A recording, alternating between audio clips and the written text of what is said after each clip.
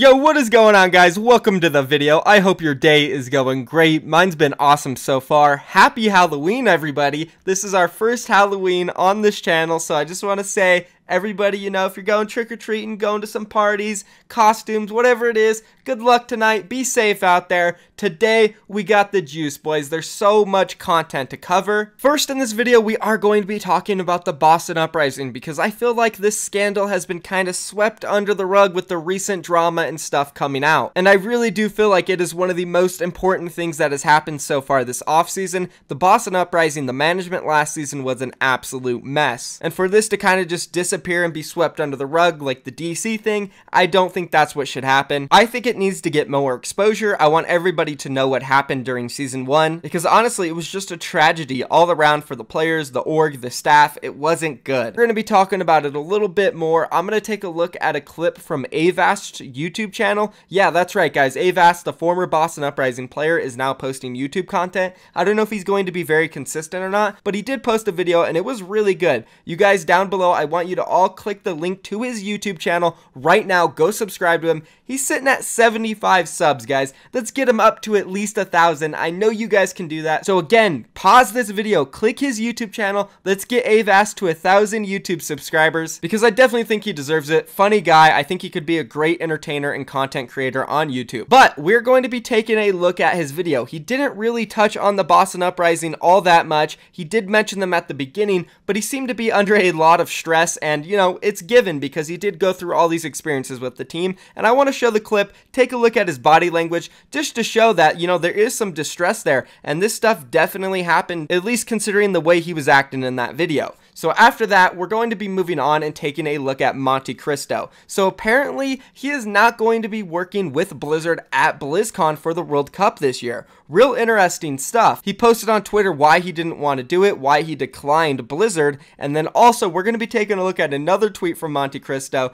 where he completely blasts Houston Outlaws fans. Absolutely hilarious. Now, of course, I'm a pretty big fan of the Houston Outlaws. You guys all know this, but I also love a good joke, and I think he really did come out with a good one because of all their crazy fans at the Blizzard Arena last year. Anyways, we're going to cover that. Then moving on, we're talking about some Toronto beef, guys. The Toronto Defiant have been challenged, called out absolutely by the Toronto Esports organization. So if you guys don't know who that is, Toronto Defiant, obviously the new Overwatch League team, they announced their full roster today. We're going to take a look at that. But after they announced it, they were called out by Toronto Esports, the North American Contenders team, who did have 2 really good runs in Season 1 and Season 2, also winning the most recent Tier 2 tournament, the Beat Invitational. They called out Toronto Defiant and said, hey, let's do a 7-map show match. So there's just so much to cover, guys. We're going to take a look at that, as well as Shadowburn. He gave his opinion on me. Apparently, he is okay with my leaks. He wasn't upset at all that I leaked the entire Paris roster, and in fact, he's actually excited that I make Overwatch League content, and he says anybody who does that is good in his book. So we're going to take a look at that clip. Shout out to Shadowburn for that. I respect it so much. So again, guys, there's just so much content for us to cover today. It's going to be a long video. Be sure, if you're excited to watch it, drop that like and subscribe to my channel if you want to stay updated on anything Overwatch League news or Overwatch drama related. This is your spot. And now, without further ado, let's go ahead and hop into this video and talk about Boston. So I know most of you guys know the situation with Boston and what happened during Season 1, but there are some people new here who probably haven't heard about it, so I'm going to briefly go over what happened with Boston Uprising in Season 1. So a little over a week ago, Benchmob and Yiska, who are reporters in Overwatch, made an article exposing Boston Uprising and their terribly failed management during Season 1. So to sum it up, we had players completely raging out of control. There was cliques created within the team. It was the Western players versus the Korean players. They didn't get along at all.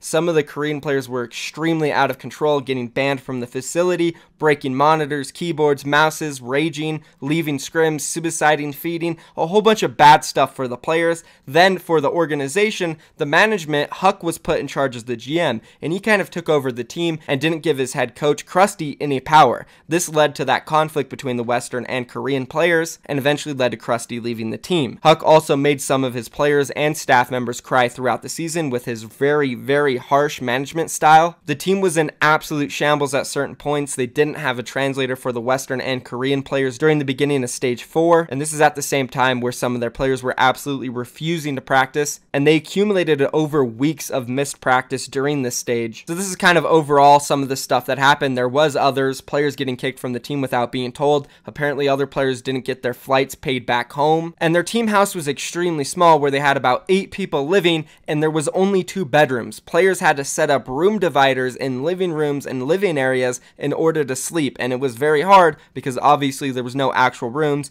Players would make noises when they were sleeping, making it harder for others. And so many more accusations, which a lot of them are true, and I can confirm pretty much all of them are, besides one of the players who did get his flight paid back home. So yeah, that's a whole lot of bad stuff for Season 1, and again, this was being swept under the rug because of all the other drama happening between me, Defiant getting signed, Overwatch League contenders, all that stuff. But I'm bringing it back up, and I want to take a look at this clip from Avas on his YouTube channel where he briefly says he is not going to talk about it. Take a look at his body language, guys. So, you know, it's pretty good. I would say pretty good overall. But the point of the video that I wanted to shoot out, since it's in a very relevant topic, considering we all sort of know, we've all heard some allegations that have come out with the thing that a team I was previously associated with. Now, this video is obviously not going to be touching on that topic. I myself will not be commenting on that topic. It's not really my place to do so. But the point of the video that we're going to be discussing today, and that has really been framed by the format you see before you. Now, I'm not trying to expose Avas or anything. Obviously, he doesn't want to talk about what happened during Season 1, whether it's true or not, which, you know, I can confirm most of that stuff is true. And you can just tell from his body language in this clip, he goes from being excited to realizing that he has to shut that stuff down, taking really big breaths, kind of sighing, and then you can see as soon as he finishes talking about it, he takes this big gulp and then goes straight to being happy again. So, to me, this body language does show that this stuff did happen and he really doesn't want to talk about it. And I do respect that. As a player previously on the team, I wouldn't want to say anything either. And the point of this, again, is not to expose him. It's just to bring more light onto the Boston situation because I don't want to see it swept under the rug. Again, though, guys, be sure, go subscribe to Avas. The link is down below in the description to his YouTube channel. Let's get him to 1,000. I think he would really like that. But that's going to be it for Boston and Avas. Let's go ahead and move on now and take a look at MonteCristo's recent tweets because he's been firing it up on Twitter, and apparently he turned down Blizzard's offer to work the desk at BlizzCon in the Overwatch World Cup. I wonder why. Let's take a look at that tweet. To answer the questions I have received, I was offered an invitation to BlizzCon as a lead analyst that I chose to turn down. I appreciate the offer, but I prefer to do both casting and desk work as I have the 2 previous years. I'm looking forward to watching the World Cup though. So MonteCristo will not be a part of the World Cup this year, which is really surprising to me because, to be honest, I feel like him and Doa are the most popular duo when it comes to casting, or at least one of the most iconic. He is also known to have really good showmanship when it comes to these type of events. When Korea is competing against the world, we all know he likes to do some crazy stunts, and I'll honestly be missing him at this World Cup for sure. I'm happy that other people are going to get a chance to be casters and talent on the desk, but it's MonteCristo, man. You gotta have him at this event. He turned it down though, which is surprising. I don't know why. Let's go ahead and move on though and take a look at his tweet that he also put out today where he completely blasted the Outlaws. This one's absolutely hilarious. He said,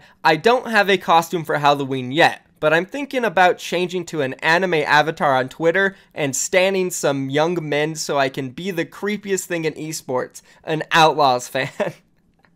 Oh my god. So if you don't get this, basically last season the Overwatch League was held in the Blizzard Arena, and every single time the Outlaws played, these girls would show up and they would just screech like super loud, crazy screams, and it was so like weird and annoying a little bit. It was definitely cringy, but hey, you gotta respect it. The Outlaws do have some crazy fans, but these girls were wild, and MonteCristo is basically making fun of them. I thought it was hilarious. Good tweet coming out from him. Again, happy Halloween to everybody, and let's go ahead and move on now and take a look at Toronto Defiant and Toronto Esports. So first, we'll look at the Toronto Defiant announcement that came out earlier today. They dropped all 6 of their new players, and I'm assuming this is going to be their starting 6. So in the main tank role, we have Yakpung, who also comes from O2 Ardent, just like his DPS players Ivy and Stellar. Then moving on to the new main support, we have Aid, who recently competed under GGEA, the Overwatch contenders team that got kicked out by Blizzard, also previously Optic Academy in the first season, where they did make it to the top 4. So definitely well-experienced main support there. Yakpung, O2 Ardiant, just like Stellar and Ivy, they were really good in Season 1. They made it all the way to the finals of Overwatch Korea Contenders. Season 2 wasn't the best, but they still made it to the playoffs. So 3 of their players are all coming from the same team. Then we have Envy, the flex tank, and Nako, the support flex, who are both coming from Overwatch League teams in Season 1. So overall, this is a very experienced roster, and I do think these guys have some potential to make waves.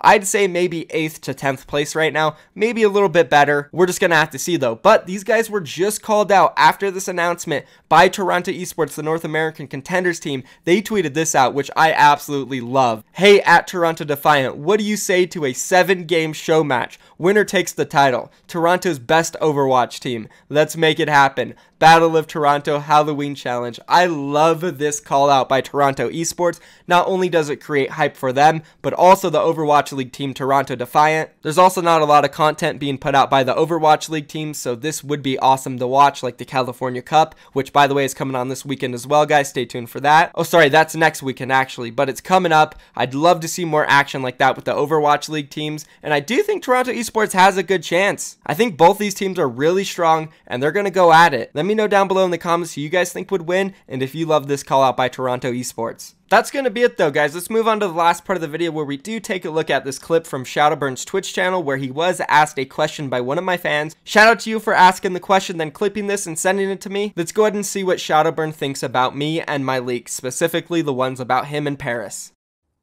Do you personally have a problem? Лидян? 1 month. Yeah, no.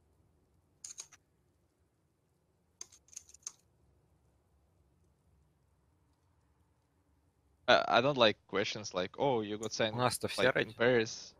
Can't really tell about it. And kinda annoying. But it's like not up to Michael.